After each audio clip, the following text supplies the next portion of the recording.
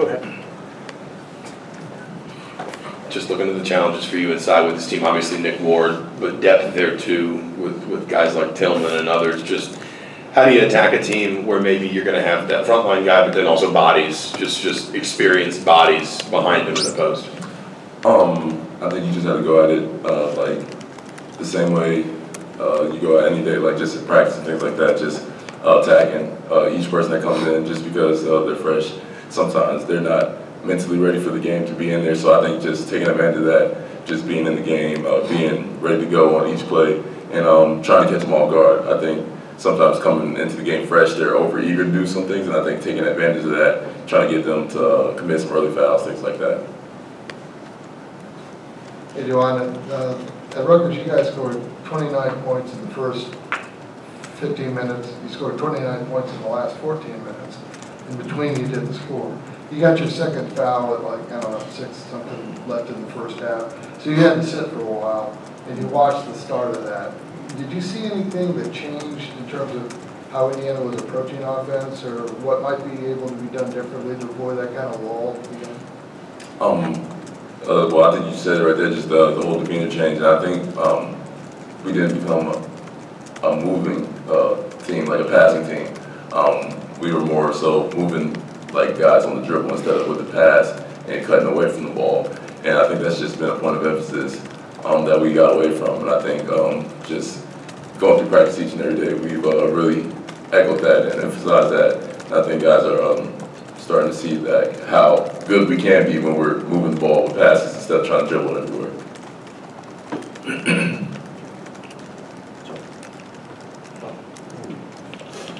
Archie was talking about kind of recreating some things here in the second half of the Big Ten season.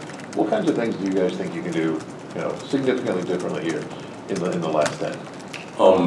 Just starting off early on, we were winning a lot of games just by being better defensively. Like we're not known as knockdown shooters. We're not known for just scoring 90, 80, whatever points. We were known for getting done on defense and really winning on that side of the ball. And we've really gotten away from that and tried to become an offensive team instead of really letting our defense create an offense like we had been in the past.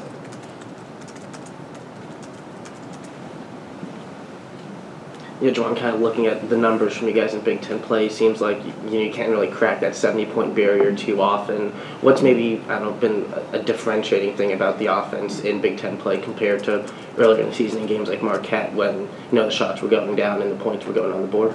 I think it's a lot of things, but just I would say confidence in people's shot. I think just like I said earlier, become a passing team, and then also just guys being ready to step up and shoot it.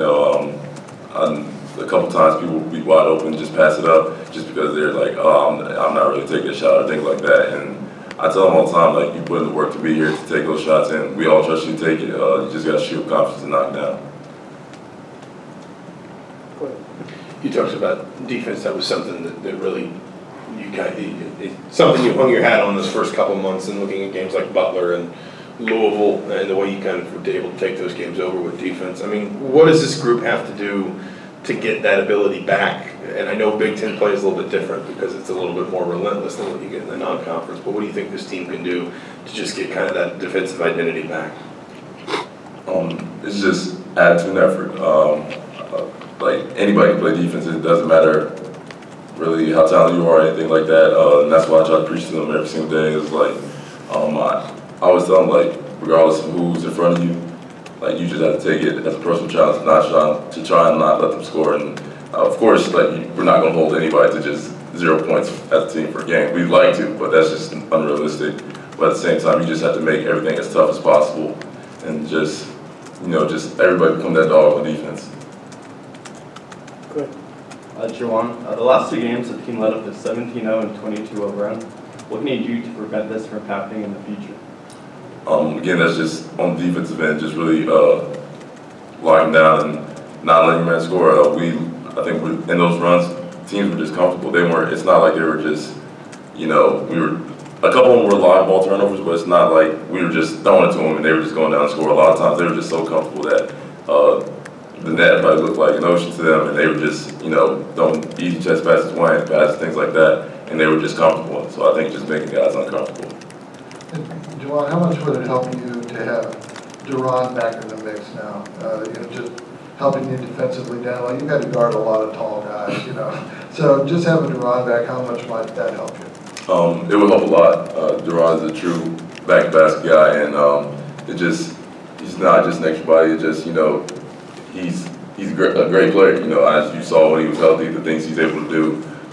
He takes a lot of pressure off the front court, just being that man down there, and also that opens up things for like myself and Justin. Just when people have to worry about him on the weak side, that opens up offensive rebounding opportunities for us. To kind of stay on that point to some extent, when it comes to the defense, how much is the difference just the lack of depth, basically? Because obviously, over the course of a game, when you're only playing 6 guys, it does get harder to kind of take that personal challenge. Yeah, I mean it's hard, but we don't like to make excuses. Everybody's playing the same amount of games. All of us players are playing the same amount of minutes. You just really have to have that will and want to just step up and say, regardless of how tired I am, I just have to get this stop. Devontae Green coming back, what does he need to do to give you guys lifts to be effective? I was actually talking to him yesterday. I would say that just that's not being about team is not the right phrase. I would say just controlling what he can control. I would say that would be the best thing I was telling him. We know all the things he's capable of doing. And I was just telling him like not to try to overstep those things. I was like, if you see something to do it, but like also don't try to make something out of nothing. And everybody kind of knows that's what he's known for, trying to make something out of nothing. And he succeeds sometimes, but also it's just sometimes we don't need those things. And I was just trying to talk to him about that, and just really, I think him and Rob are the best perimeter defenders we have. And I think just when those two guys, it starts with them. Every jump ball, the point guard brings it up. So just the tenacity they bring from the get-go is really what gets the rest of the team going on defense. Last question. Kind of in that vein, Coach talked about controlling what you can control and focusing on what you can control. I mean, how tough is it for a team that's obviously got a lot of youth right now, especially with some more experienced guys hurt, to just not get distracted, I guess, by everything that's going to swirl around, like a 7-game losing streak and kind of the direction the season's gone, and how hard can it be maybe for that group to, especially the young guys, to just zero in on the 1 or 2 things that they really need to focus on most? It was hard. I didn't know how to go about it. I talked to some guys from before. I talked to Rob. I talked to Yogi. Even Max, just some guys that have led before, and I know I've been in situations where they had to lead just because I didn't know how to attack that situation. And they were just saying things like, you just have to bring everybody together. All these guys come from winning high school programs, AAU teams, whatever. They're used to being the man. They're used to always winning. And when they did lose, it was rarely like by anything more than like 5 points. So just really getting to them to accept that like, hey, everybody you play was the best on their team. So just really, if you can bring all those pieces together, just do what you're best, find what you're best at, and just continually do that on a daily basis. I think that'll make us the best team possible. And just echoing that to all the younger players. And I always tell them like, my freshman year we started out what was it, like 2 and 5, something terrible, and we ended up just after really coming together and bringing all the pieces that each person had and making one unified group that really made us the best team possible. We were actually 5-3. Oh. Which is terrible in Indiana. All right. Thanks, Juwan. Yes. Thank you.